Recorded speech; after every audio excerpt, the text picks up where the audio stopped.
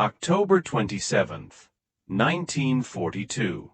Dawn breaks over the South Pacific Ocean, 420 miles northeast of Guadalcanal. Commander Edward P. Parker grips the rail of the USS Northampton as he watches the burning hulk of the USS Hornet slip beneath the waves. She's taking 140 American sailors with her, plus the last operational fleet carrier in the Pacific. The fires from her ruptured fuel tanks light up the water for miles, turning the ocean into a mirror of flame that shows just how catastrophic this loss is for American naval power. 4 carriers in 10 months. At this rate, we'll have nothing left by Christmas, he writes in his personal log. Those words would have gotten him court-martialed for defeatism if his superiors found them. Through the smoke and darkness, he just witnessed the 4th American fleet carrier lost in 1942. There was the Lexington at Coral Sea on May 8th, the Yorktown at Midway on June 7th, the Wasp torpedoed off Guadalcanal on September 15th, and now the Hornet at Santa Cruz on October 27th. The Imperial Japanese Navy, the one American intelligence wrote off as inferior copycats who couldn't innovate, had systematically destroyed over half of America's Pacific carrier force. Meanwhile, in shipyards from Yokosuka to Kure, Japanese workers were adding new carriers to their fleet, while America was losing ships faster than anyone thought possible. Now, 3,700 miles away in Newport News, Virginia, a welder named Margaret Thompson is about to start a night shift that'll prove Commander Parker wrong. Here's the thing. Neither of them knew that this moment of maximum despair was actually the start of the most amazing production miracle in naval history. It wasn't about battle tactics or better seamanship. It was about welding torches, assembly lines, and the sheer productive fury of a democracy that had finally woken up to war. The collapse of American carrier power in 1942 would trigger a response so overwhelming that Japanese naval officers later said it was like fighting the stars themselves. No matter how many you destroyed, more just appeared. Within 3 years, American shipyards would launch 14 Essex-Class fleet carriers that saw combat, more than Japan built in the entire war. This transformation from disaster to dominance came from something more fundamental: the complete mobilization of American industrial democracy. Housewives became welders, farm boys became shipfitters, and the whole nation turned into what Admiral Isoroku Yamamoto feared most: an arsenal with unlimited productive capacity. Let's go back to how this disaster started.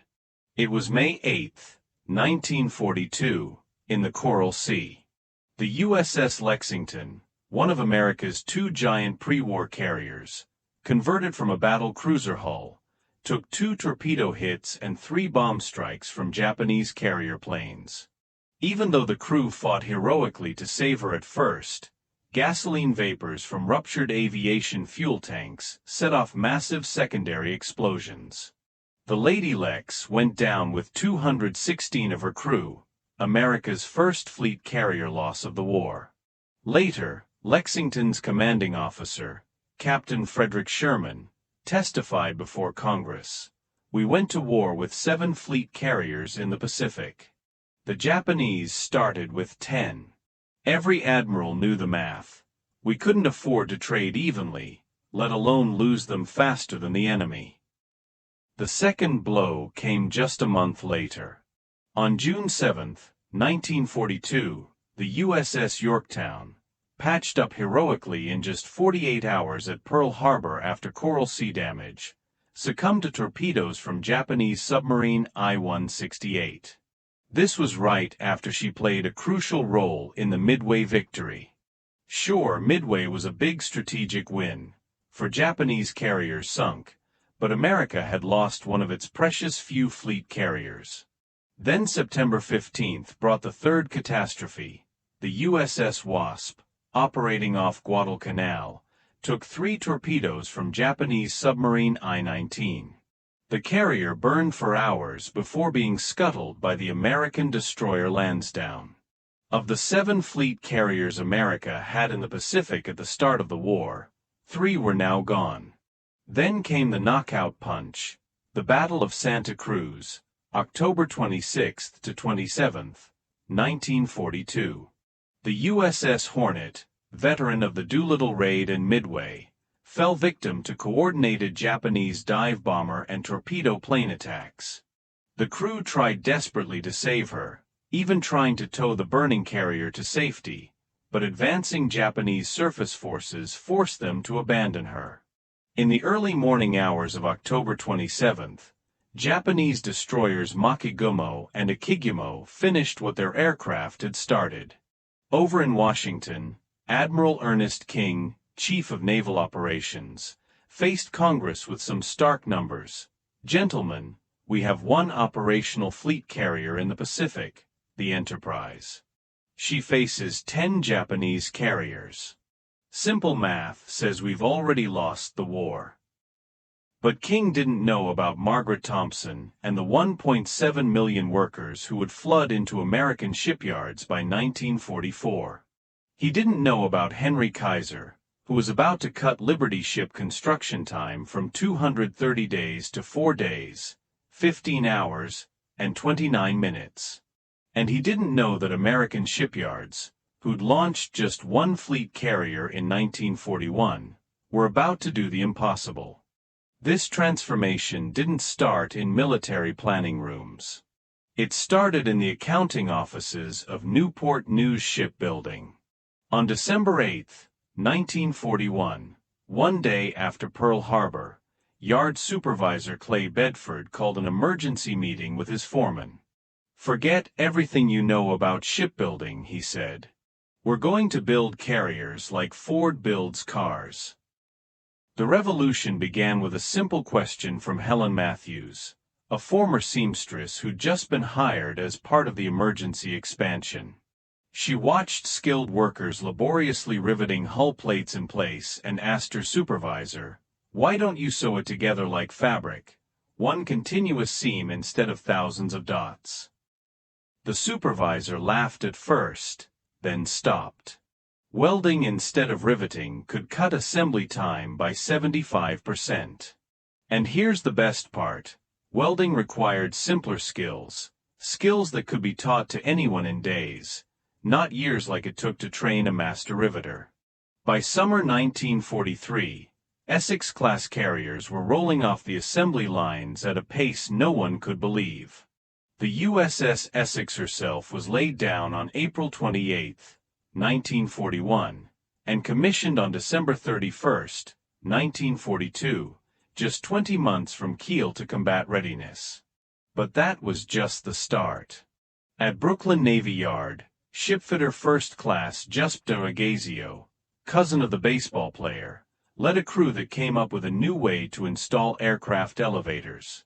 Instead of building them piece by piece on the ship, they pre-assembled entire elevator platforms on shore, then lifted them into place with massive cranes. That saved 6 weeks per carrier. The techniques Henry Kaiser pioneered in Richmond spread across the industry. Prefabrication meant deck houses and other fixtures were assembled in production areas, sometimes on their sides or upside down, making welding easier and stronger. What used to take 1,000 workers a month now took 200 workers a week. The numbers started piling up fast. Philip Kellogg, a welder at Bethlehem Steel's Fore River Shipyard, kept a diary that captured the speed. January 1943, we're launching a carrier every 60 days. June 1943, every 45 days. December 1943, every 30 days. The Japs must think we're using magic. But the real magic was people. By April 1943, 40% of the laborers on Kaiser's shipways and prefabrication facilities were women. At Norfolk Naval Shipyard, Emma Rodriguez, a Mexican-American mother of 3 who'd never held a tool bigger than a sewing needle, became the fastest riveter in the yard. She could drive 30 perfect rivets a minute. After Executive Order 8802 banned discrimination in defense industries, African American workers who'd been barred from skilled shipyard jobs flooded in. James Washington, a sharecropper from Alabama, became a master pipe fitter at Philadelphia Naval Shipyard. He installed fuel lines on 5 carriers, each one finished faster than the last. These workers weren't just building ships, they were racing against death. Every day without carriers meant more American sailors and Marines dying on islands across the Pacific. Posted on every shipyard wall were photos from the fleet. USS Enterprise fights alone. She needs sisters. Build them now. Speed didn't just come from hard work, it came from revolutionary production techniques. At New York Naval Yard, engineers developed modular construction. Instead of building a carrier from the keel up piece by piece, they built entire sections complete with wiring, plumbing, and ventilation, then put them together like giant building blocks. They also used highly standardized components, so parts made in Detroit could be installed in carriers being built in Newport News, Brooklyn, or Philadelphia without any changes. That streamlined production so much that the fastest builds took just 14 months. Every carrier used the same pumps, the same electrical panels, the same fittings whenever possible. The Essex-Class would become the most important class of warships in American naval history. These weren't just replacements for lost carriers. They were bigger, faster, and more capable than anything before. Each displaced 27,100 tons, could carry 90 to 100 aircraft, and steam at 33 knots, faster than most destroyers. The Japanese noticed right away. Commander Masatake Yokoyama, air staff officer with the Japanese Combined Fleet, wrote in his diary after seeing intelligence reports, "The Americans are building carriers faster than we can train pilots. Each new carrier is better than anything we have. We're not fighting the same Navy we attacked at Pearl Harbor." By March 1944, American shipyards had done the impossible, launching Essex-Class carriers faster than every other nation on Earth combined. While major naval yards built fleet carriers, Henry Kaiser revolutionized escort carriers, the jeep carriers that provided air cover for invasion fleets and hunted submarines. Kaiser's Vancouver shipyard alone produced 50 escort carriers using techniques from Liberty shipbuilding. The USS Casablanca, the lead ship of the most numerous carrier class ever built, went from keel laying to commissioning in less than 8 months. Compare that to Japan's escort carrier Shinyo, converted from a passenger liner, which took 2 years to finish. Behind every rivet, every weld, every steel plate was a supply chain that stretched across America. The steel for carrier flight decks came from Pittsburgh, where mills ran 24/7. The aluminum for aircraft came from Alcoa plants in Tennessee, plants that used more electricity than entire cities. In Akron, Ohio, the Goodyear plant made carrier arresting gear cables, each one strong enough to stop a 12,000-pound fighter traveling at 100 miles per hour. Plant manager William Davis boosted production from 10 cables a month in 1942 to 200 a month by 1944. And let's not forget the crew training. Ships without crews are useless. Captain Daniel Gallery had a solution: use the Great Lakes as a training ground. The USS Wolverine and USS Sable, paddle-wheel steamers converted to training carriers, operated from Chicago's Navy Pier. By 1944, these 2 ships were qualifying 500 pilots a month. By January 1945, American shipyards were in a rhythm that seemed impossible. Brooklyn Navy Yard was working on 3 carriers at the same time. Newport News had carriers in various stages of construction on 6 different slipways. The USS Lake Champlain set the ultimate record for wartime completions.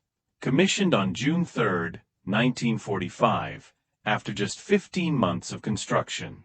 But this speed came with sacrifice. Over 3,000 shipyard workers were killed in accidents during the war. Margaret O'Brien lost her husband when a crane cable snapped at Fall River Shipyard. She was back to work the next week, taking his place on the welding crew. "Every ship we don't build means more gold stars in windows," she told her crew. When the Japanese surrender delegation arrived aboard the USS Missouri on September 2, 1945, they sailed past an American fleet that defied imagination.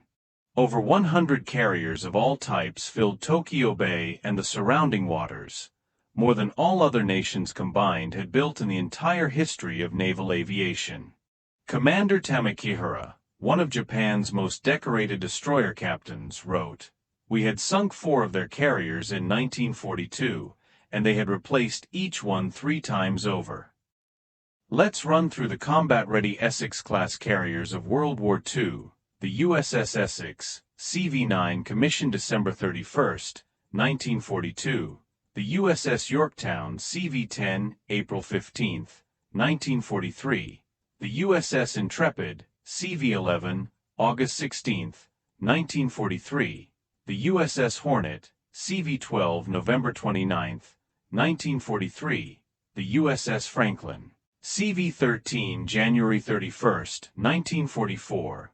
The USS Ticonderoga, CV-14, May 8, 1944.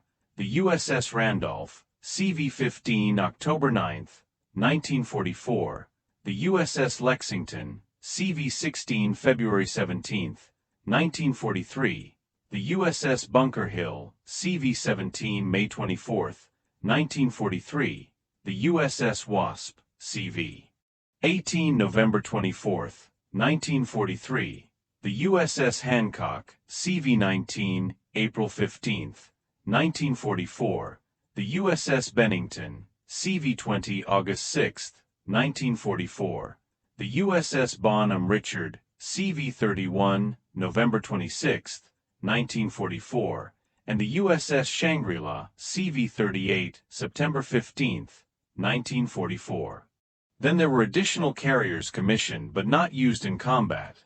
The USS Boxer, April 16, 1945, the USS Lake Champlain, June 3, 1945, and the USS Antietam, January 28, 1945. Several more were commissioned after the war ended. And this count doesn't include 9 Independence-class light carriers built on cruiser hulls or over 100 escort carriers produced during the same period. This shipbuilding revolution changed American industry forever. Techniques like modular construction, automated welding, and assembly line shipbuilding became standard practice. Workers trained in shipyards became the backbone of post-war American industry. Women who learned to weld discovered they could master any industrial task. African Americans who'd been stuck in menial jobs proved they could do precision work when given the chance. By 1945, American carrier production had outpaced operational needs. Ships were being completed faster than crews could be trained. Admiral William Halsey testified to Congress in 1946. "We went from having too few carriers to having more than we could use. No nation in history has ever produced combat vessels at such a rate." In 1985, on the 40th anniversary of VJ Day, over 5,000 former shipyard workers reunited at Newport News Shipbuilding. Margaret Thompson, the welder we met at the start, now 67 years old, stood before the crowd. "They call us the greatest generation now. We weren't great. We were angry. The Japanese sank our ships, killed our boys. We answered the only way we knew how. We built more ships than they could imagine. Every rivet we drove said, 'Remember Pearl Harbor.'" This carrier building program transformed not just America's military, but its entire economy and society. Richmond, California's population grew from 23,000 to 130,000 in 3 years. Shipyard workers earned over $3 billion in wages, money that flowed through the economy and built the American middle class. The shipyards broke down social barriers that had lasted for generations, proving women could do industrial work and African Americans had the same skills as anyone else. By August 1945, the U.S. Navy operated 14 combat-ready Essex-Class carriers, 3 more Essex-Class carriers not used in combat, 9 Independence-Class light carriers, 71 escort carriers, plus pre-war carriers still in service. Compare that to Japan's 6 operational carriers, most without trained pilots, and Britain's 19 carriers of all types. In 1962, Rear Admiral Hideo Yano of the Japanese Maritime Self-Defense Force visited Norfolk Naval Shipyard, where many Essex-Class carriers were built. Standing where the USS Yorktown had been launched, Yano said through an interpreter, "We knew you were building ships, but we never imagined this scale. How do you fight a nation that can build in 1 yard what we built in our entire empire? We didn't lose to your navy. We lost to your factories, your workers, your determination to produce beyond all rational limits." Admiral Chester Nimitz summed it up best. The war was decided in 1943, not by any battle, but by the launching of new carriers. When we could lose a carrier and have 2 replacements already at sea, while Japan could not replace any losses, the outcome was mathematically certain. Today, the legacy of that production miracle lives on. The techniques pioneered between 1942 and 1945 are still standard in shipbuilding. But the most important legacy is what it showed, what democratic societies can achieve when unified in purpose. In 36 months, America went from losing 4 carriers and facing potential defeat to having overwhelming carrier supremacy that made victory inevitable. The workers who pulled this off proved that democracy's greatest weapon isn't military might, it's productive capacity. The ability of free people to outbuild, outproduce, and ultimately overwhelm tyranny. Going from 4 carriers lost to 14 combat-ready Essex-Class carriers is history's greatest example of an industrial response to a military crisis. Those workers didn't just build ships, they built victory, freedom, and the future. Their legacy lives on in the words inscribed on the memorial at Newport News Shipbuilding. Here, American workers answered tyranny with steel, fascism with freedom, and defeat with the greatest production miracle in human history.